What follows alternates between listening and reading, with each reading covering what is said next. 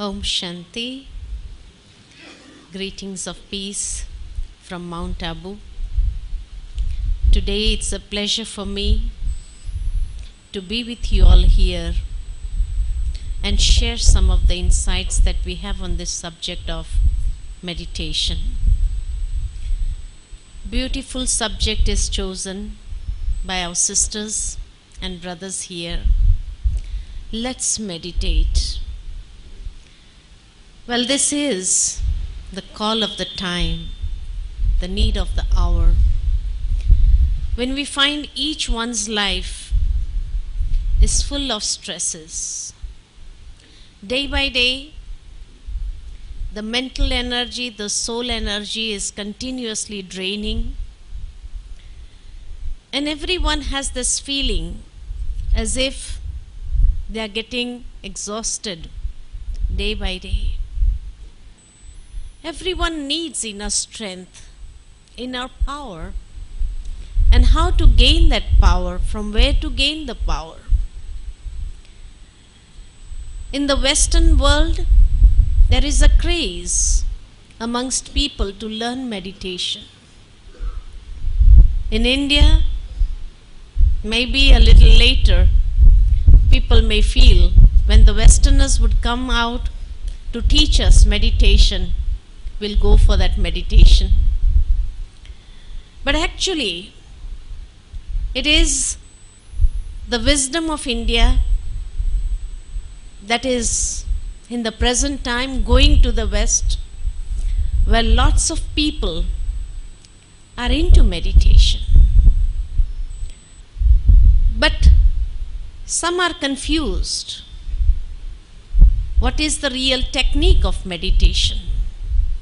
And how can we understand the technique so that we do not waste time in learning various types of meditation, and finally then we find ourselves nowhere. So in order to meditate, first of all, I have to know what meditation is and how we should practice it. Meditation, this word comes from a Latin word, medere, which means to heal thyself from within. Since many births, going into different costumes, we found that the soul has been bruised. Our emotions are disturbed. Our feelings are becoming negative. And therefore, the only thing that can heal us from within or help us is meditation. Nothing else. We have been on the path of devotion. We remembered so many gods and goddesses.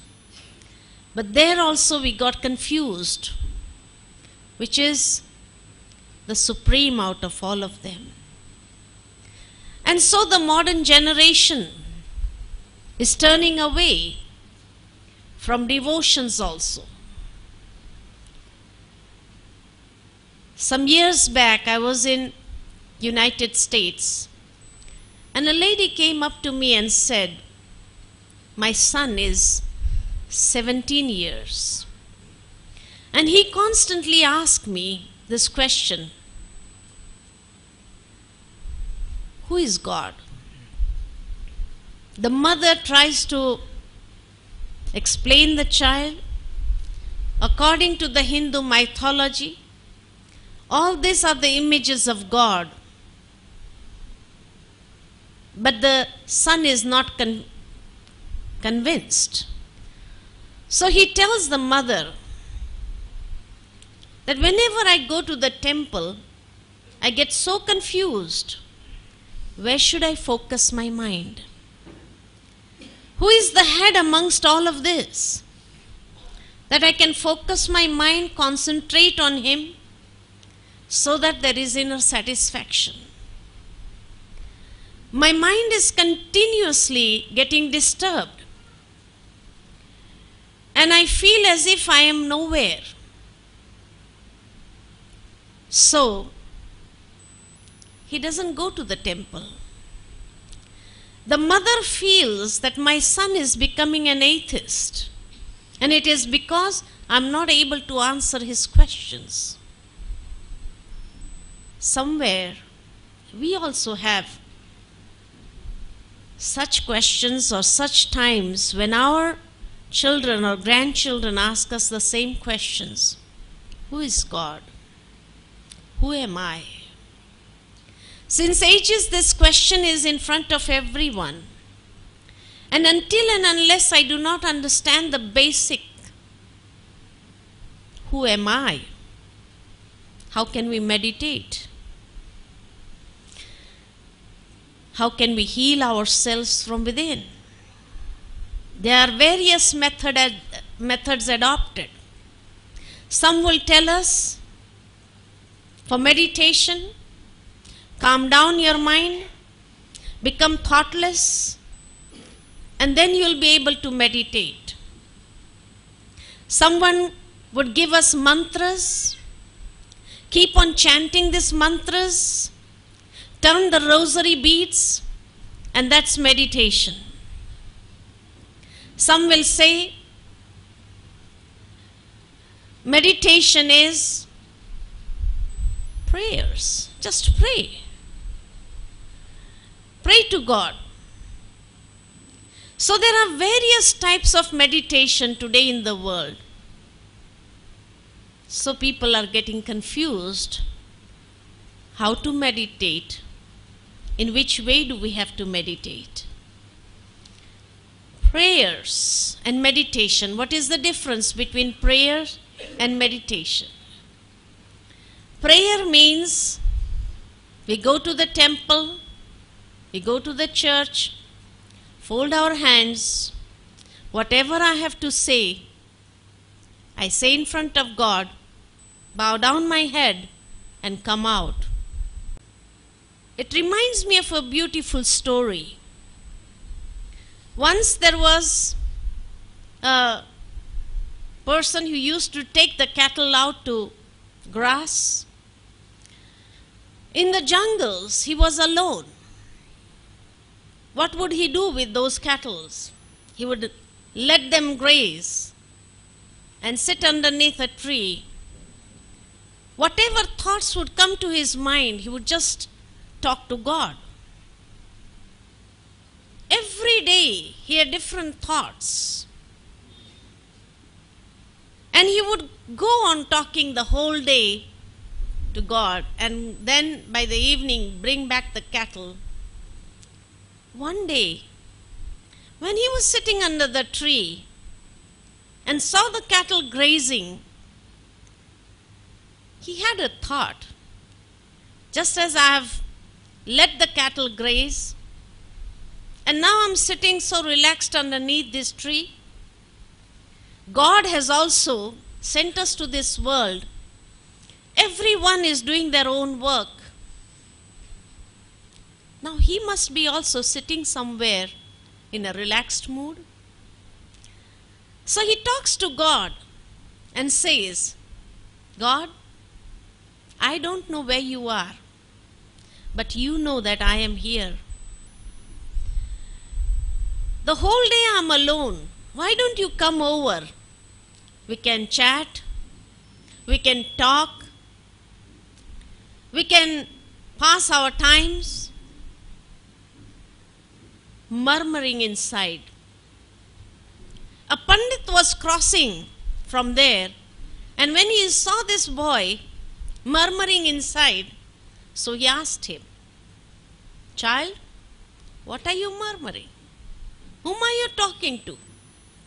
So the child said, No one. You are murmuring. Whom are you murmuring to? So the child said, I was just talking to God. Panditji said, Can I also know what you were talking to God? So the child tells the Panditji, the whole day I'm alone here, And when I saw the cattle grazing, I had this thought that He also has sent us to this world. Everyone is busy in their own work, just like the cattle are busy in their own work. And now He must also be sitting somewhere completely relaxed. I don't know where He is, so I'm telling Him to come over so that we can chat, we can play, we can talk to one another. Panditji got a little bit angry and he said, "Is this the manners to talk to God? You know who God is?" So the boy said, "No, I don't know who He is. I don't know where He is. I just go on talking to Him." So Panditji said, "This is not the manners to talk to God." So the boy said, "Can you teach me how to talk to God?" So Panditji said, "Okay, sit down. I'll teach you." And he started uttering a shloka from the scriptures. The boy did not know shlokas, but was trying to learn the shloka. Panditji also had that much of patience. And each and every word he was trying to make him memorize in his mind so that he can learn the full shloka. It took 2 hours for that boy to learn the whole shloka. Panditji had that much of patience, taught him the complete shloka, and he said, "These are the manners to talk to God." So the boy said, "Okay, without fail, regularly, I'll talk to God in this manner." Panditji goes away from there, goes to the temple and prays to God. "Oh God, today I taught a boy how to talk to you." And there was a sound that was heard from the skies, an Akashvani. "Whatever you did was not good." Not good? Why? So God said, the boy would come every day to the jungle. Every day he had so many things to tell me. Whatever has happened the previous day or whatever had happened in the house, in the village, everything he used to share with me. But from today, what you have recited, he will go on speaking that without even understanding a meaning of the whole shloka. And I don't want to hear just that recitation. Today, you have turned a boy away from me. He would not talk the way he used to talk to me. And I am least interested in listening to that regular recitation.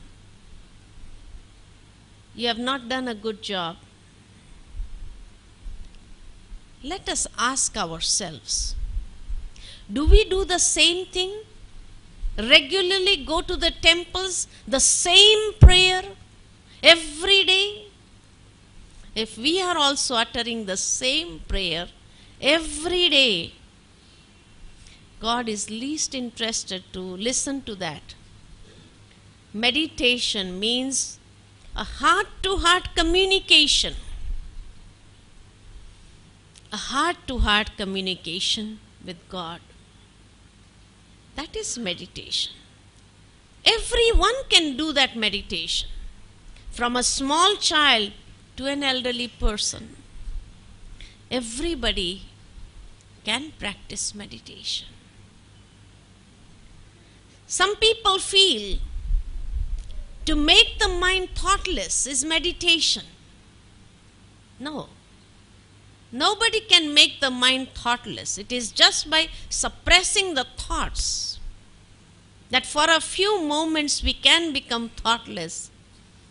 But it is not natural and not advised. Supposing there is a river flowing, and a person goes up to the river and thinks a lot of energy is just wasted. So he feels, let me build a wall here so that I can collect the water and we can utilize that water, that energy of the water. So he builds a wall. The water may stop there, but a time would come when the energy of that river will exceed the strength of the wall. It will break the wall and create so much devastation. So, building a wall, similarly the flow of thoughts is continuously. And people think in order to see that the energy of thoughts is just wasted, why don't we control the thoughts? Make the mind thoughtless so that we can focus. It is not possible. But just as an engineer would come to the river and think, yes, we can build a dam here. And when we build the dam and put a hydroelectric power station, we can generate electricity, make canals, channelize that water in different directions. Lakhs of acres of land will be watered. That is the real thing. Similarly, the energy of the mind, the energy of the thoughts is also so much. If we try to control those thoughts, it is going to create imbalance here. And people may not be healthy mentally. So, we need to channelize our energy of thoughts in a positive direction. Meditation means becoming aware of the self and channelizing the energy of the mind in a purposeful, powerful, positive direction. And then it is said, as you think, so you become. You are what you think. So when my thoughts are positive, that energy which is generated, I am able to sculpt my life on the basis of that. We are all sculptors of our own life. But we should know what type of thoughts are necessary to sculpt a beautiful image. So this is where meditation helps us to sculpt our life in such a way that whoever would see that life would start taking inspirations from that life. Life is such. If I want to create my life, I want to create on the basis of this wisdom. Spiritual wisdom helps us, gives us that understanding how we need to create our own image. The image is there inside. The only thing is I have to remove the waste and we have to bring out that image, live that image. That is meditation. Beautiful. But no thoughtlessness. We have to have creative thoughts, positive thoughts, to bring out that image, where each one can admire and take that inspiration from my life, get a direction in their lives, that I also would like to create my life in a similar manner. That is meditation. It is the chisel which helps us, the hammer and the chisel, to help us bring that image out, remove all the waste from my life and create my life in a beautiful manner. That's meditation and spirituality. So spirituality is the hammer and meditation is the chisel. We are the sculptors of our own life. No thoughtlessness, generating beautiful thoughts, creative thoughts, purposeful thoughts, and positive thoughts. Sometimes some people would say chanting of mantras, and sometimes they give a phrase of words. Go on chanting. And a time would come that you would get deeply absorbed, and that is meditation. What is mantra? The literal meaning of mantra is, it is made up of two words, man plus tra. Man is mind. Tra means that phrase of word which gives protection to the mind from wandering away. That is the literal meaning of mantra. In simpler words, I can say, from this word mantra, the word mantri has come. Who is a mantri? A mantri is an advisor to the king in the olden times. So mantra is a piece of advice given to the mind so that it stops wandering, gets busy in chanting the mantra so that it can become focused. But initially, mantras used to help us. I would say mantra is like the first aid. Initially, when a person gets some bruises or something, the first aid can be applied and the person may get okay. But when a person becomes a chronic patient, how much would the first aid be helpful? He has to be operated. First aid cannot relieve him.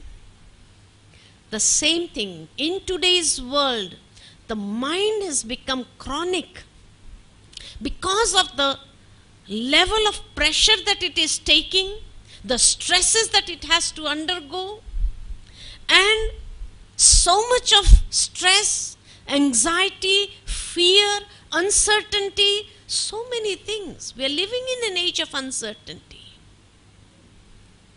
So the mind has become so chronic. And how much would the first aid help us?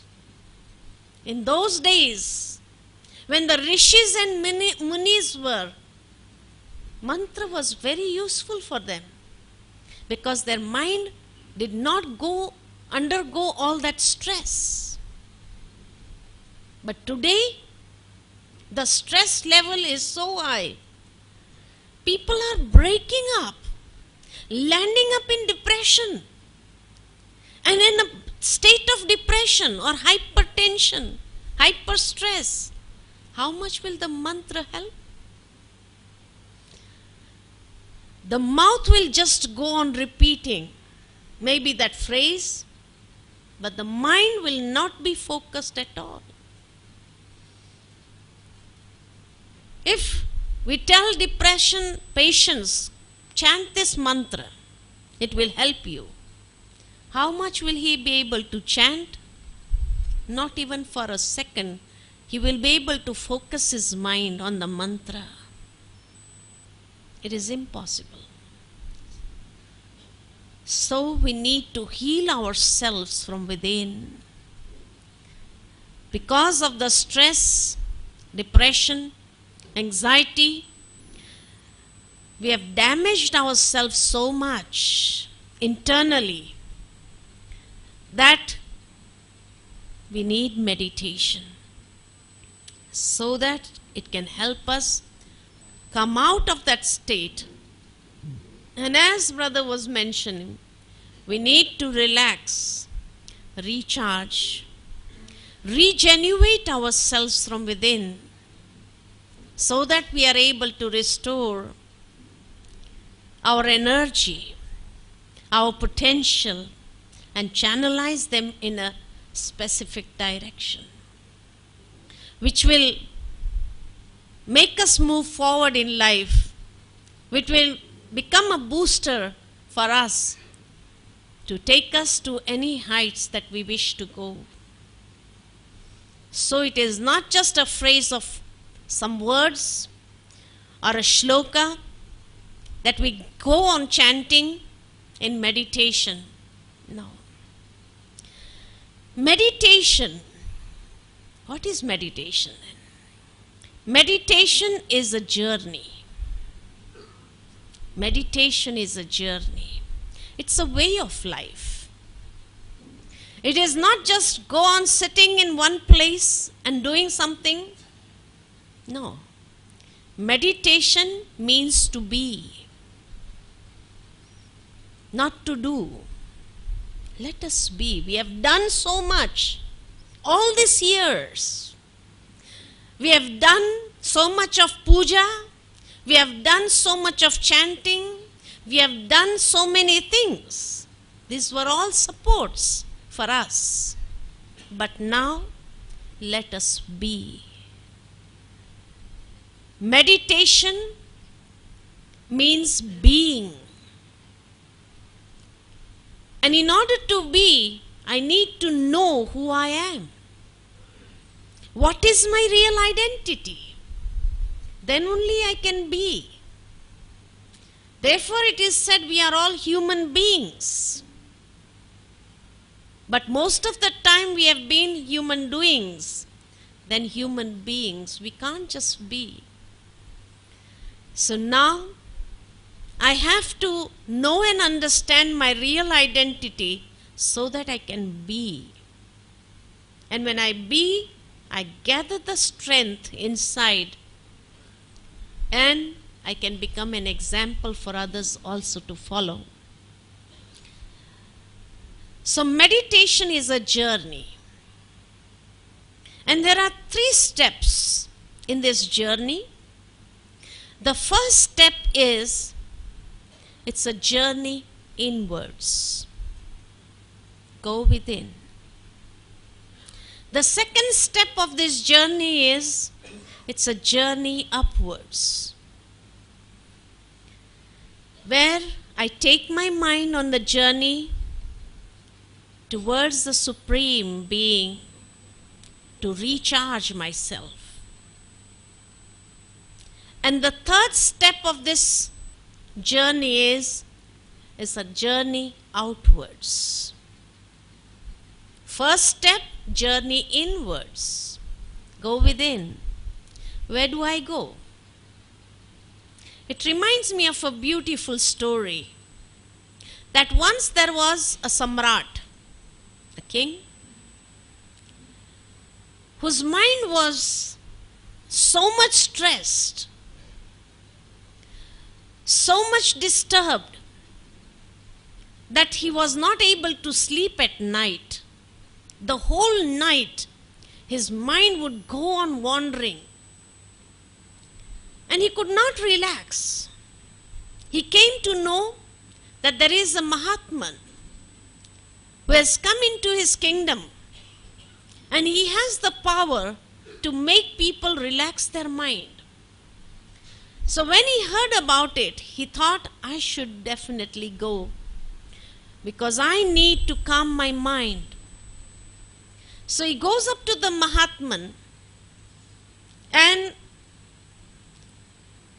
when he goes in front of the Mahatman, takes his seat in front of him, and he starts telling what he's going through. Oh Mahatman, oh holy saint, I need to quieten my mind. My mind is so disturbed. It is full of so many thoughts. I don't know how to calm it down. I can't relax. Sometimes, throughout the whole night, I'm not able to sleep. So Mahatman smiled and said, okay, I will calm down your mind. But for that, you need to come tomorrow morning at 4 o'clock. The king had no other choice. The great saint had asked him to come the next day 4 o'clock. So he gets up to go. As he is moving out, the saint says, wait a minute. Tomorrow morning when you come at 4 o'clock, remember to bring your mind with you. The king got confused. How can I bring the mind? But he had no courage to ask the holy saint. So he goes home in his palace. The whole night he couldn't sleep. If I don't take the mind with me, that means my mind won't be able to be silent, won't be able to relax. What did he mean? How can we bring the mind? The whole night he was not able to sleep. Morning 4 o'clock he thought, let me go. He went, and the great saint was sitting with a stick in his hand in asana, Padmasana, and when he saw the king, he said, please take your asana. And the first question he asked was, so have you brought your mind with you? So the king said, I don't know. But the only thing I know is if I have come, the mind must definitely have come. Because the mind is inside me, not outside.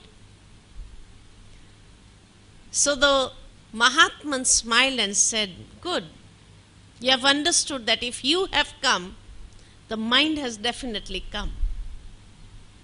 Then he tells him, okay, close your eyes, go within, find out where is the mind and what is it doing at this moment. So the king closes his eyes and starts looking for his mind. Where is the mind? And at this time, what is it doing? Keeps on searching, searching, searching. After some time, he realizes that for which I am searching is not a thing. It's an activity. And the activity is to think. When he is searching for the mind, the thoughts calm down. And it was a time when he was able to relax his mind completely, and he realized peace of mind. In today's busy lifestyle, we have no time for ourselves. We have time for everyone. We have time for everything, but no time for our own self. We have no time to go inside to see ourselves. Who am I? Where am I? What am I doing? What is the purpose of my being in this world? No time. So the first step of meditation is a journey inwards. Stabilizing yourself in the consciousness after realizing your real identity. We all Indians know and understand on the basis of the wisdom that we have been getting from childhood that this body is just like a costume and I am an eternal energy, a spiritual energy known as soul.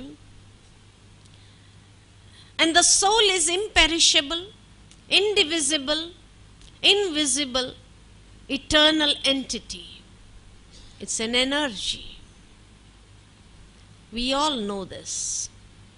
That's the basic wisdom that we all have. What else do I have to know about myself? Stabilizing the self in soul consciousness. Soul consciousness does not mean I have to chant, I am a soul, I am a soul, I am a soul. No.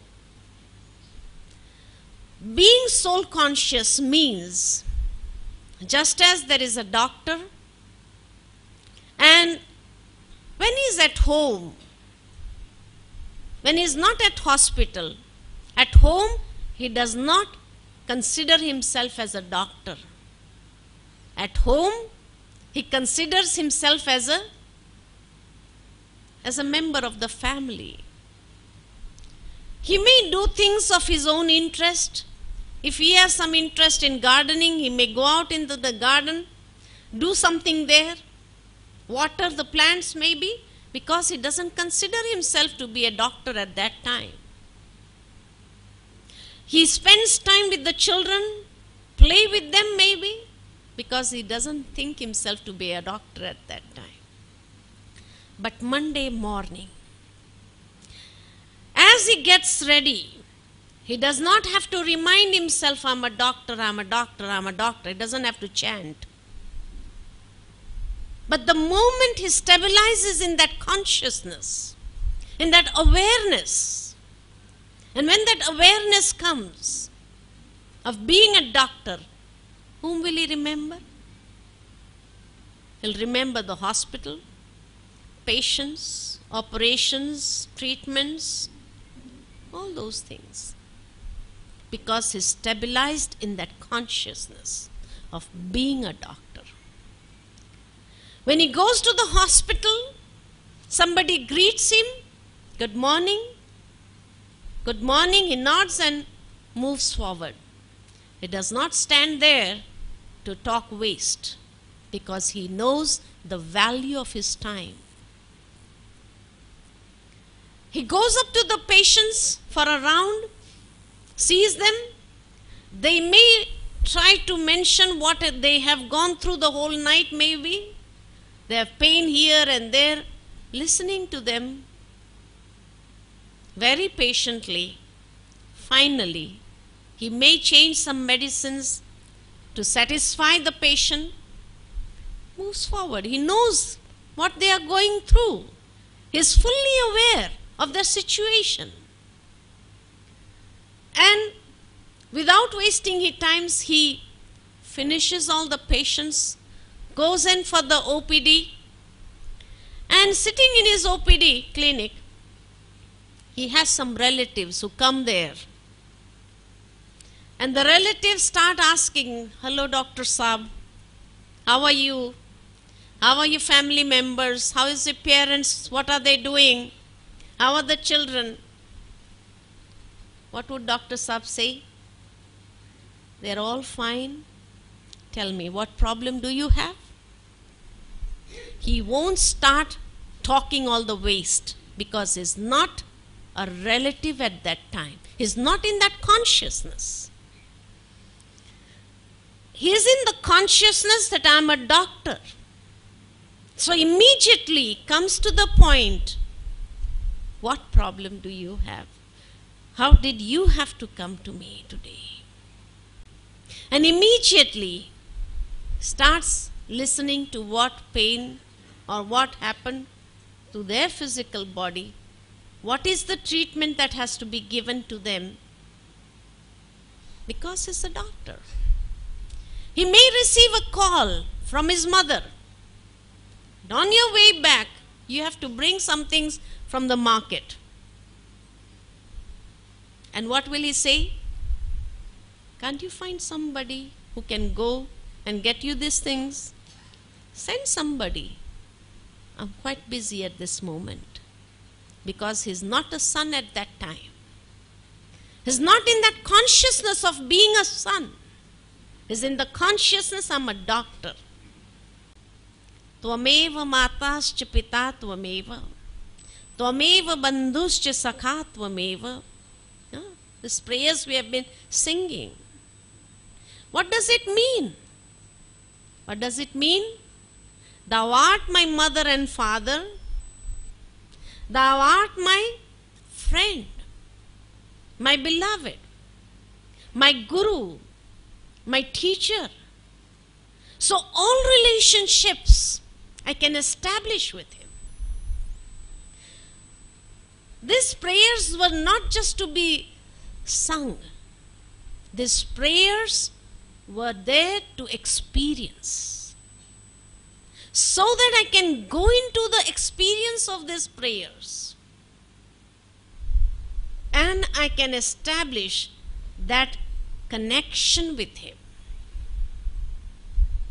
This connection is known as yoga.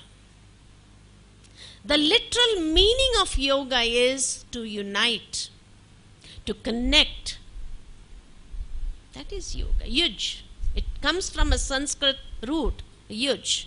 And yuj means to connect. So the second step is where I take my mind upwards and connect myself with the Supreme. How do we connect? Just as if I want to connect two wires, I need to remove the insulation. Then connect the wire, put a tape maybe, and then the current starts flowing. If I remove the insulation of one wire and do not remove the insulation of the other and just connect the wires, no current passes.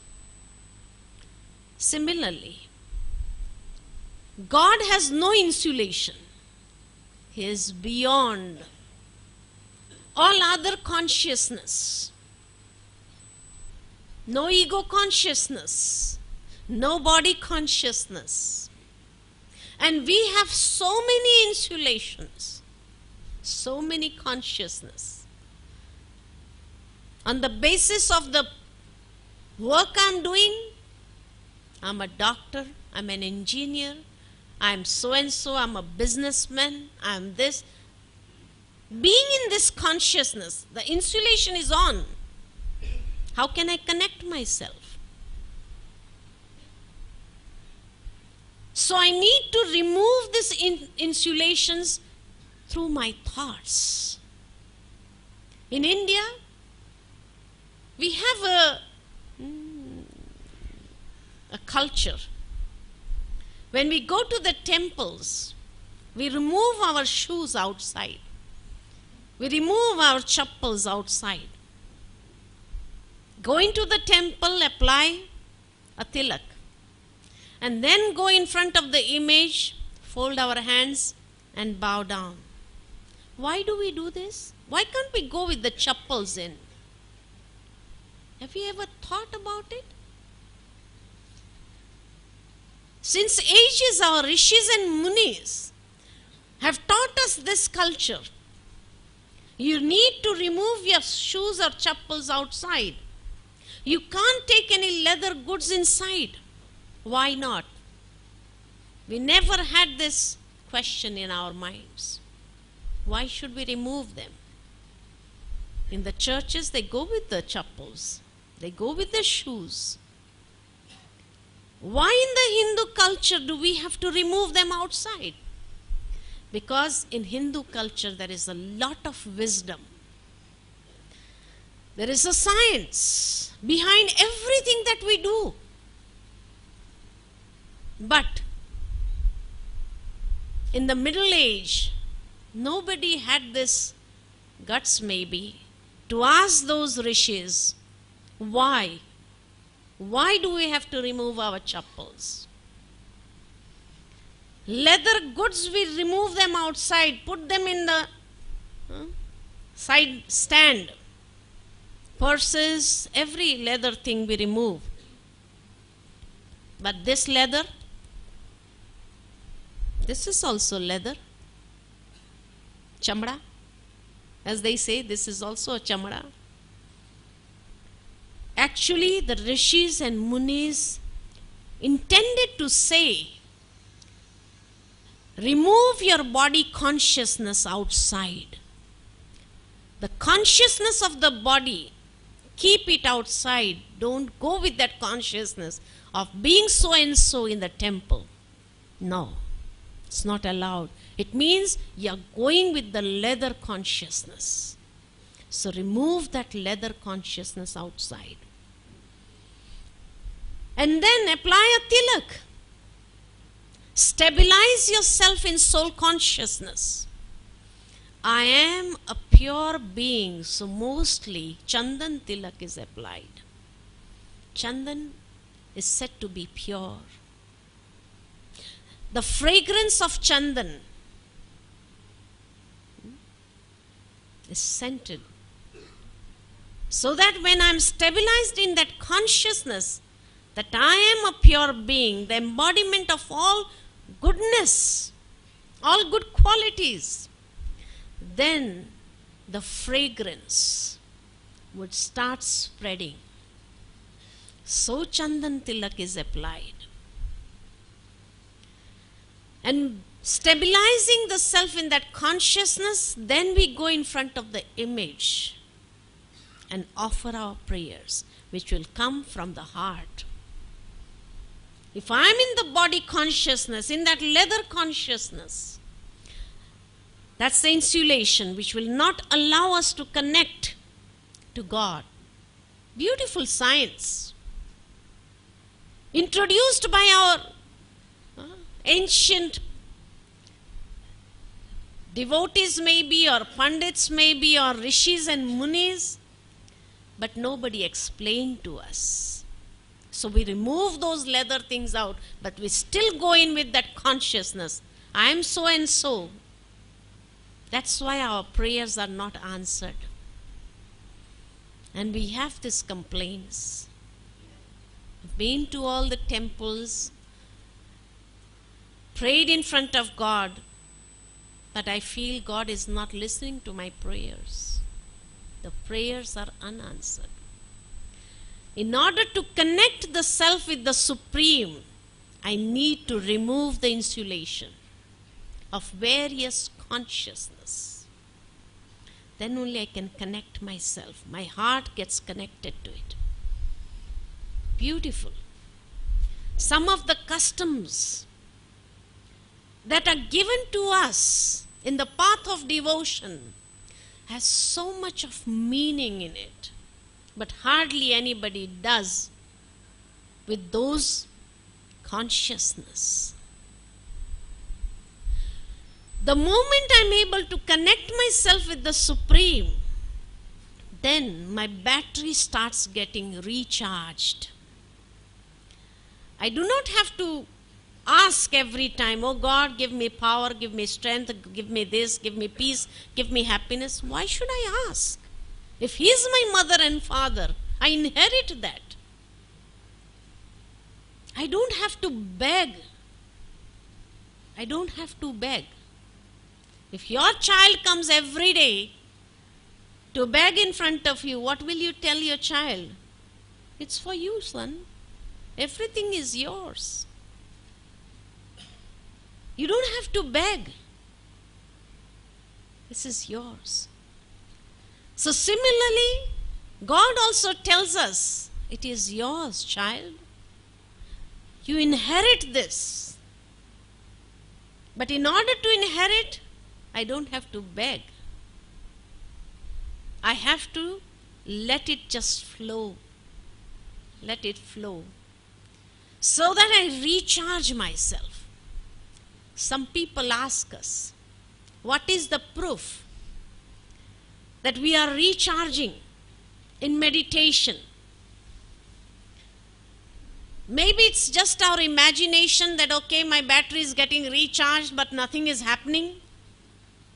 What is the proof that yes, in meditation, my battery gets recharged? Or meditation is that charger. What is the proof? In today's age, we have rechargeable batteries. We use them, they get discharged. We again put them in a charger and they get recharged. How do they get recharged and discharged? The simple scientific logic says that the chemical components in the battery, when you use them, they get disorganized.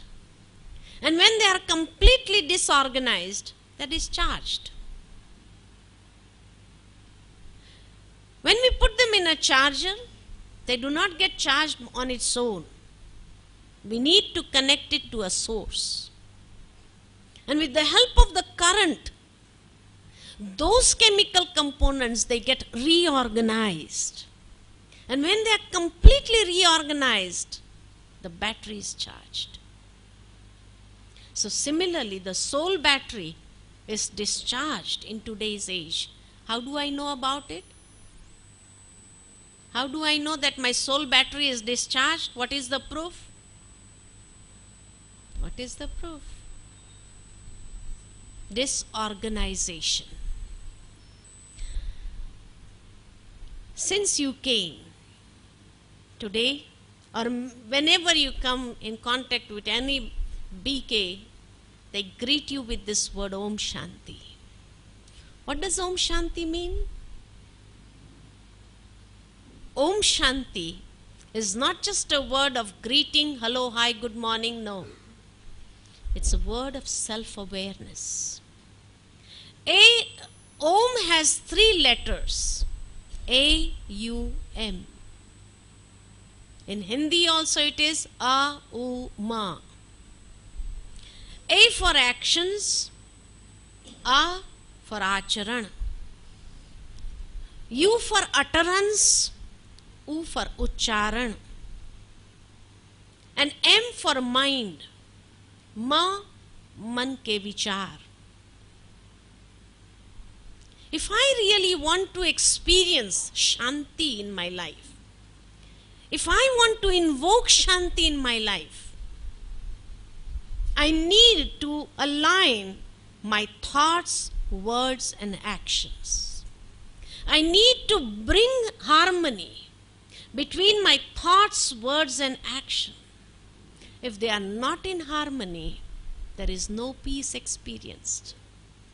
If I really want to experience peace in my life, I need to harmonize my thoughts with my words with my actions, and then you can see the difference. Sometimes we generate very beautiful thoughts, but when we go out to express them, something else comes out. And then we have to say, sorry, please try to understand what I mean. Please try to understand my feelings. Don't just look at the words. Means in clear words we are trying to say, my thoughts are something else, my feelings are something else, my intention is something else, but my words are not in harmony with that. So please do not misunderstand me. And then when we come into action, what do we say? Never thought about this. How did this happen? So that means I've thought something else, I've uttered something else, and practically done something. So that is why people get frustrated. Why can't I, what I think, why can't I express that? Why can't I do that? Why can't I be that? So the frustration starts. People get irritated on small things, and then they say, there's only one weakness I have. I get irritated very easily, get angry very easily. Anger is a weakness. That means no strength, no power. That is why the disorganization is there inside. I'm not able to organize myself.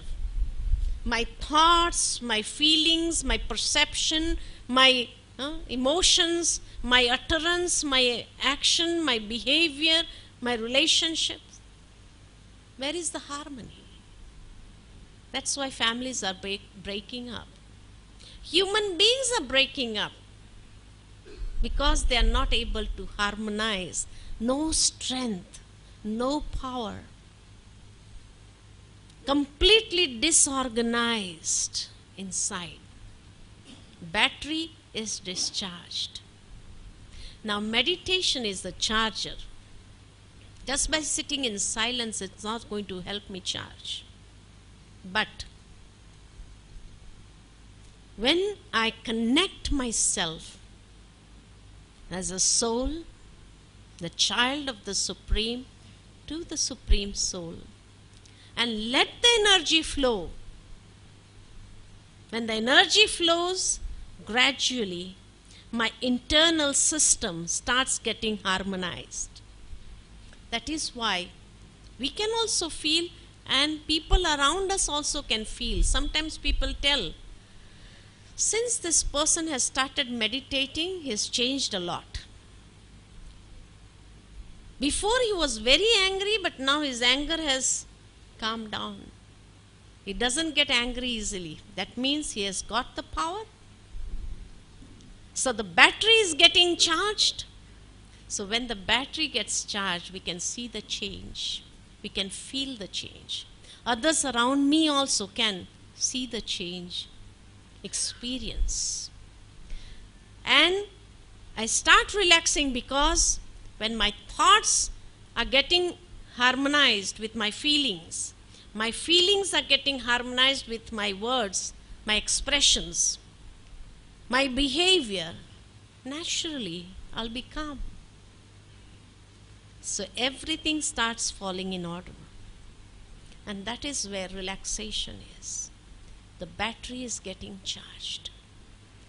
If there is no change, there is some problem somewhere, identify the problem, correct yourself, see which consciousness you are in, and then it becomes easy. The third step, it's a journey outwards. When I charge my battery, when the battery is full charge, we can use it. So when my soul battery gets charged up, gradually I allow those vibrations to radiate through me. I start radiating that peace. I start radiating that love. I start radiating that happiness around me. Which in today's world, people say that every person has an aura around themselves. Either a positive energy aura or a negative energy aura. There were some people who were able to see auras with the naked eyes. Dark color auras, light color auras. Nowadays, technology has also advanced to that level that you are able to get photographs of your own auras. Photographs of your own auras. When we charge our battery and we start radiating those vibrations, you start changing your aura. And that is the nature cure. Curing your own nature. Becoming positively charged. So when my positive energy level enhances, this is the aura of light colors, which we normally show around deities. A white aura, complete white aura. Because white has 7 colors merged in it. The values, the different values today in the world, the color therapy people, they identify if a person is peaceful, green aura, if a person is happy, yellow aura. All these are the colors of my own auras. And when I have all the colors, it turns into white. So that's why the deities are shown with white aura. Purity, peaceful, loveful, happy. You can see those vibrations coming out from the idol also.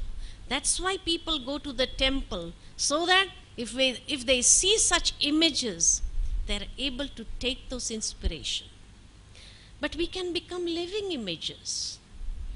The moment we charge our battery, we start radiating those qualities. I am surrounded by positive energy level increases, and I constantly start radiating that. What's the use of meditation in today's age? Why do we need to meditate?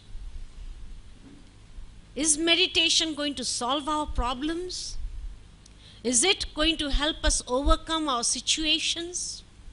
Is it going to take us out of the circumstances that we are going through? Why do we need to meditate? Well, meditation will not solve your problems, but problems are said to be the creation of a weak mind. So many of the problems which are created from here will be eliminated. Circumstances, situations that come from outside, meditation will not remove them, but give you the inner strength to handle yourself in that situation in a better way. That is meditation. That is the magic of meditation. That is the power of meditation. When I have this positive energy level enhanced, then it becomes like a shield around me. Positive energy shield. Because a person, when he goes to work, he goes into that environment where there is lot of negative energy. And when he goes out there, even if he has done prayers, even if he has done meditation, recharge, but when he goes there, he is affected by the negative environment, the negative energy that affects him and drains him. That impact on him is such that he is able to not control himself. Just as sometimes people say, normally I don't get angry, but when somebody speaks a lie, I can't tolerate. Just imagine, why does the person speak a lie? Why does a person speak lies? Out of fear. Out of fear. Maybe he's fearing you. That's why. Fear is positive energy, negative energy. He's already empowered by the negative energy. That's why he's speaking a lie. But when he speaks a lie and I cannot tolerate and I get angry immediately, I react. Do I have positive energy or negative energy? I am also negative energy. I am influenced by the negative instantly. So who is powerful?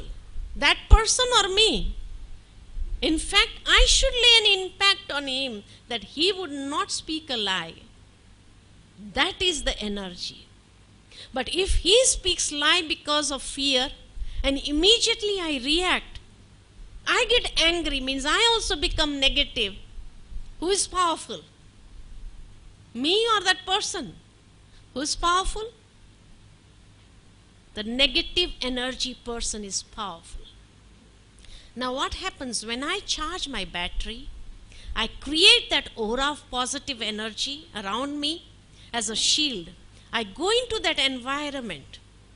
The person, when he comes in contact with the positive energy, he won't have the strength to speak lies in front of you. He may not speak the truth.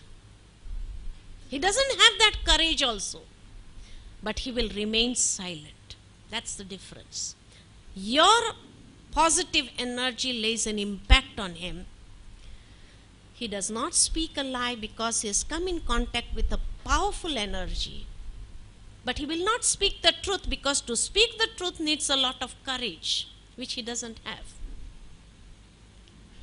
But after some time, when he gathers the strength from you, from your energy, half an hour, 1 hour later, he will come up to you. Sorry, sir, I couldn't speak at that moment, fearing you, but this was actually the problem.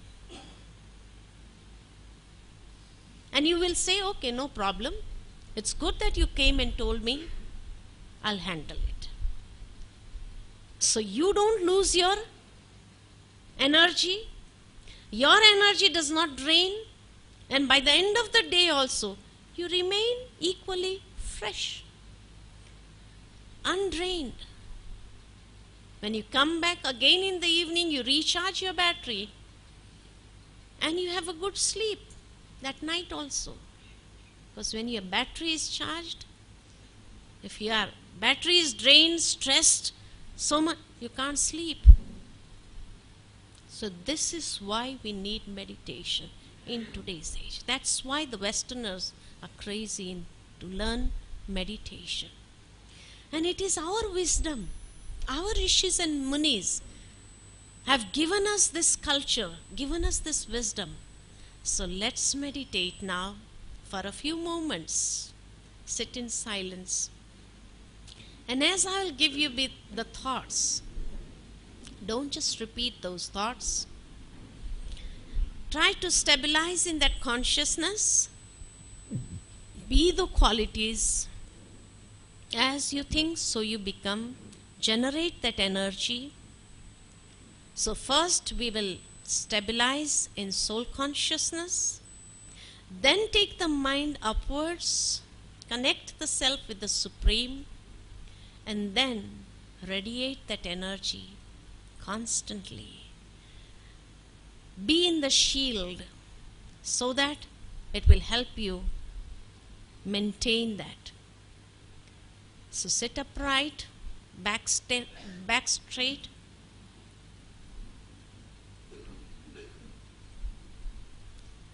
You may keep your eyes open or closed, whichever way you feel comfortable.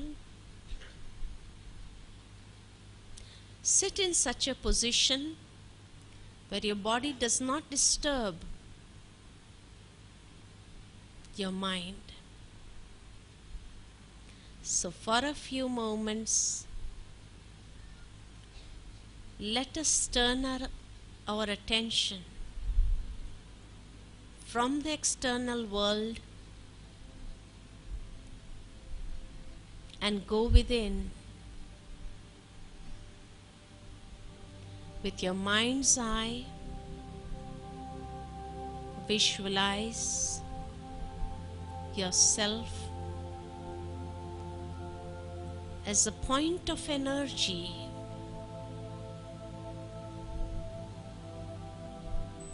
a divine light in the center of the forehead. This body is just like a costume that I've put on to play my role in this world. But I am imperishable, indivisible, divine light, a spiritual energy.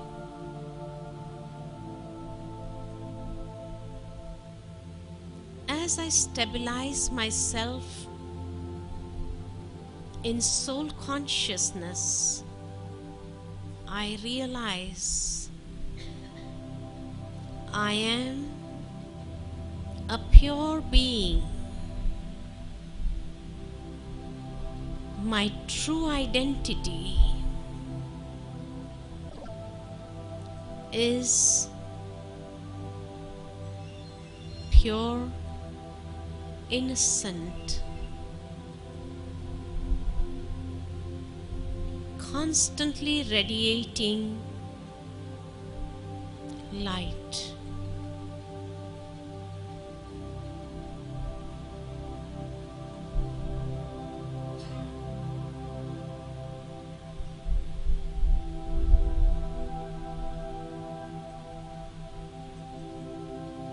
I realize my true nature is peaceful.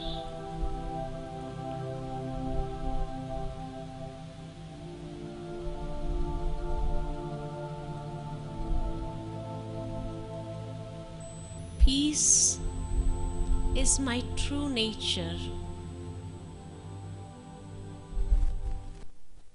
I can feel the energy of peace around me. I'm engulfed by the vibrations of peace.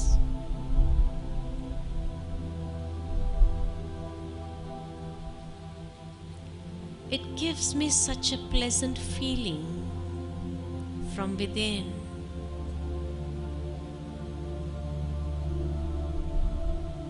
I feel calm, cool inside.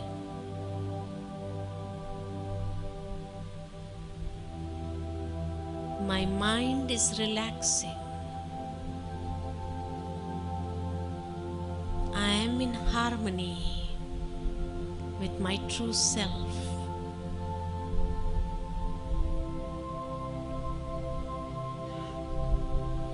I am a loveful being.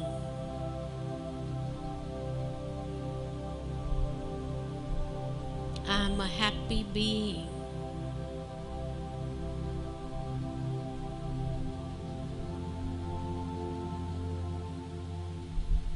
I can feel the energy of happiness inside.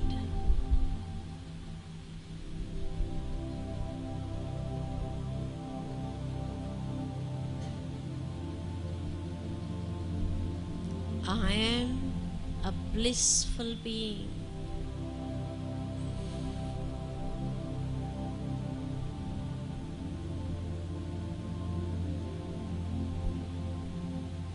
As I empower myself with my true qualities, I become powerful.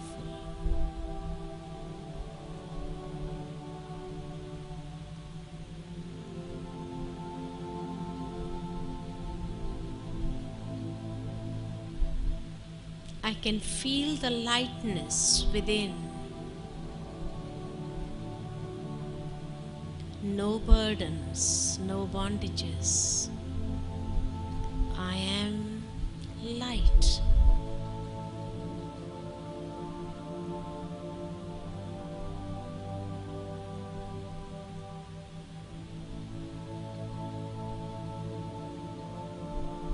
I'm a conscient entity.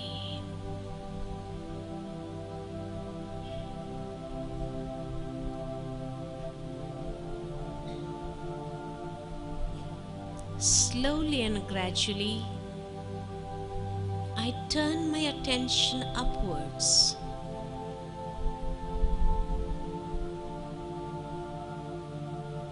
And take my mind on a journey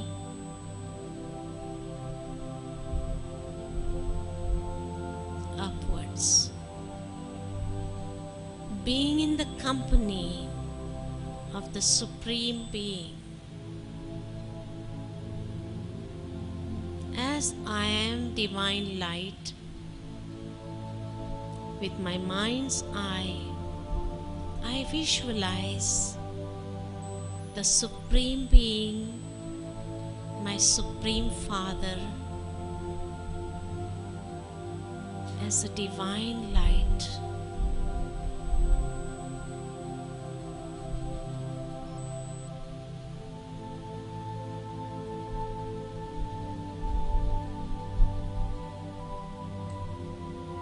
As I focus my attention, being soul conscious in the Supreme, I allow the vibrations to flow.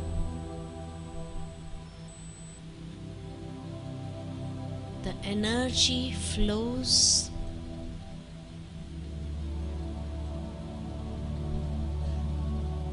in my being.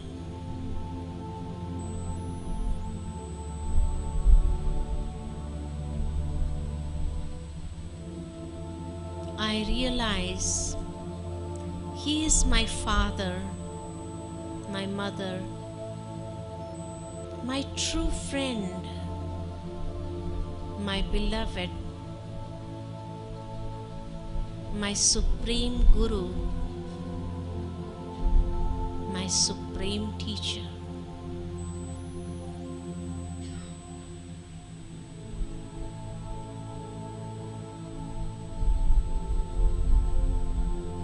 He is my brother. I have all relationships with him.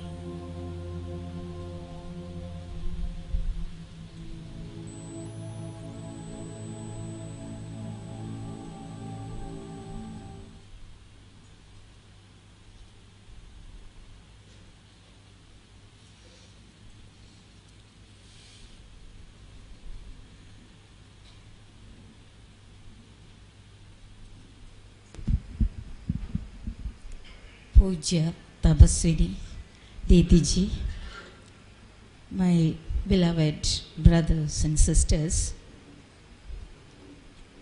it was indeed a soul enthralling experience sharing your thoughts. Words cannot adequately describe what each one of us felt while you led us to the different stages of meditation. And on behalf of all of us gathered here, let me express a deep debt of gratitude to you.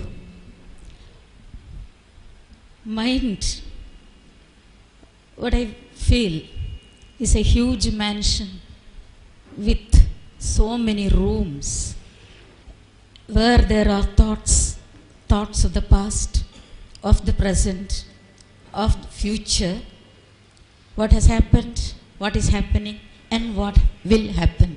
There is no order, there is no discipline. Thoughts are crowded.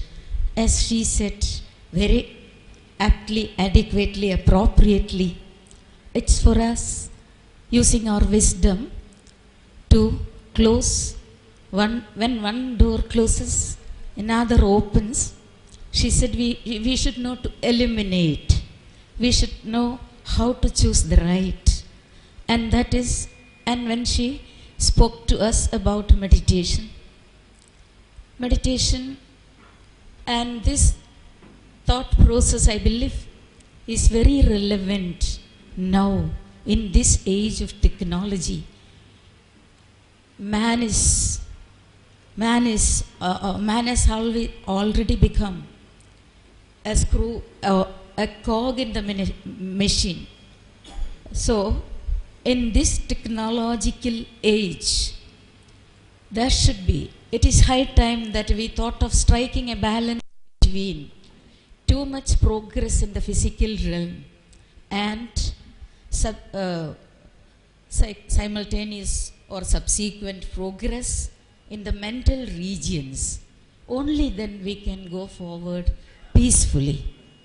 Everybody wants peace, but you cannot be at peace when you are after so many things like wealth.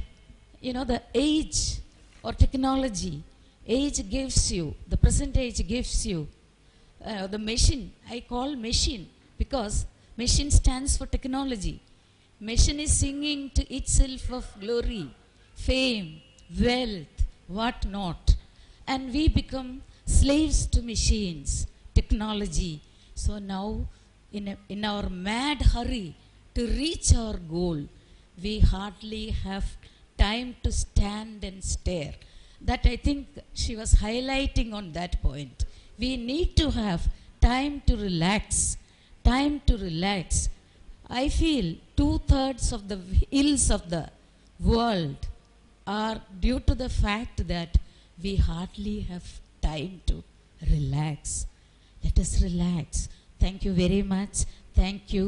Thank you. പരമാദരണീയായ ദീദിജിയുടെ സാന്നിധ്യം നിങ്ങൾക്ക് ഏവർക്കും ലഭിച്ചത് പരമസൗഭാഗ്യമാണെന്നേ ഞാൻ പറയുള്ളൂ. സാധാരണ ദീദിയെ ഞങ്ങൾക്ക് പോലും mount അബുവിൽ പോയാൽ 25,000 പേരിൽ ഒരാളായിട്ട് വളരെ ദൂരെയുള്ള സ്റ്റേജിൽ കാണാൻ മാത്രമേ കഴിയാറുള്ളൂ. പക്ഷേ നിങ്ങൾ ഇന്ന് പാലക്കാടുകാർക്ക് എല്ലാവർക്കും കേവലം 100കളിൽ ഒരാളായിരുന്ന് കാണാനും കേൾക്കാനും ലഭിച്ച ഈ സൗഭാഗ്യം നിങ്ങളുടെ എല്ലാവരുടെയും ഭാഗ്യത്തിലുണ്ടായിരുന്നു. ദീദിജി വളരെ ബ്ലസ്ഡ് ആയിട്ടുള്ള ഒരു വിശേഷ രാജയോഗിനിയാണ്. ഭഗവാനിൽ നിന്ന് ദിവ്യബുദ്ധിയുടെ വരദാനം ലഭിച്ച് വളരെ നല്ല ചേണിങ് പവറുള്ള ദീദിയുടെ വിശേഷ പ്രാഗൽഭ്യമാണ് ദീദി ഒരു ഇൻ്റർനാഷണൽ സ്പിരിച്വൽ ലീഡറാക്കി വക്താവാക്കി മാറ്റിയത്. അതിൻ്റെ ലാഭം നമുക്ക് 4 ദിവസം ഈ പാലക്കാടിന് ലഭിച്ചു. നിങ്ങൾക്കും അതിൻ്റെ ഭാഗമാകാൻ കഴിഞ്ഞു. ഇന്ന് നോക്കൂ, ഇത് ദീദിയുടെ ഇന്നത്തെ 3rd പ്രോഗ്രാമാണ്. ഇപ്പോൾ ഉടനെ ദീദി നിങ്ങളുടെ അടുത്തുനിന്ന് പോകുന്നത് ചന്ദ്രനഗറിൽ അവിടെ നോർത്ത് ഇന്ത്യൻ ഫാമിലീസിൻ്റെ ഗെറ്റ് ടുഗദറിലേക്കാണ്. അപ്പോൾ ദീദി മെഡിറ്റേഷനെ കുറിച്ച് നമ്മളോട് പറഞ്ഞു. ദീദി മെഡിറ്റേറ്ററുടെ ഏറ്റവും വലിയ എനർജി പ്രത്യക്ഷ പ്രമാണമാണ് ഇപ്പോൾ നമ്മുടെ മുന്നിൽ ദീദിയെ നമ്മൾ കാണുന്നത്. ഏകദേശം മൗണ്ട് അബുവിൽ നിന്ന് ആരംഭിച്ച യാത്ര ഹൈദരാബാദ്, ഊട്ടി, കോയമ്പത്തൂർ, അത് കഴിഞ്ഞ് Palakkad, continuous travelling and programs, daily 4 minimum 4-5 programs. അപ്പം എന്നിട്ടും ഇത്രയധികം പോസിറ്റീവ് എനർജിയുടെ ഒരു ഭണ്ഡാരമായിട്ട് നമ്മുടെ മുന്നിലിരിക്കാൻ കഴിയുന്നത് മെഡിറ്റേഷൻ പ്രാക്ടീസിൻ്റെ ഏറ്റവും വലിയ പ്രമാണമാണ്. ദീദിജി നാളെ ഒറ്റപ്പാലത്താണ്. 15-ാം തീയതി കൂടി നമുക്ക് പാലക്കാടിന് സൗഭാഗ്യമുണ്ട്. വടക്കന്തര ക്ഷേത്ര മൈതാനത്ത് വൈകുന്നേരം 15-ാം തീയതി വൈകുന്നേരം 5 തൊട്ട് 7 വരെ ദീദിയുടെ പ്രോഗ്രാമുണ്ട്. ഈ അവസരത്തിൽ നിങ്ങൾക്കെല്ലാവർക്കും ഇന്നത്തെ ഈ സുദിനത്തിൽ വന്നു ചേർന്നതിന് വളരെ ഹൃദയപൂർവ്വമായ കൃതജ്ഞത അർപ്പിക്കുന്നതിനോടൊപ്പം നിങ്ങളെ എല്ലാവരെയും 15-ാം തീയതിയിലെ പ്രോഗ്രാമിന് സ്വാഗതം ചെയ്യാൻ കൂടിയാണ്. ഗണപതിയേ വരുവായ് എൻ മനസ്സിൽ ഗണനായക ദർശനം കണ്ടേ. ഗണപതിയേ വരുവായ് എൻ മനസ്സിൽ ഗണനായക ദർശനം കണ്ടേ. ഗണപതിയേ ഗണപതിയേ ശിവസ്വരൂപ മകനായി പിറന്ന്, ശിവസ്വരൂപ മകനായി പിറന്ന് നല്ലതും ചെയ്യവർ ആனை മുഖത്തവനെ, നല്ലതും ചെയ്യവർ ആனை മുഖത്തവനെ. ഗണപതിയേ വരുവായ് എൻ മനസ്സിൽ ഗണനായക ദർശനം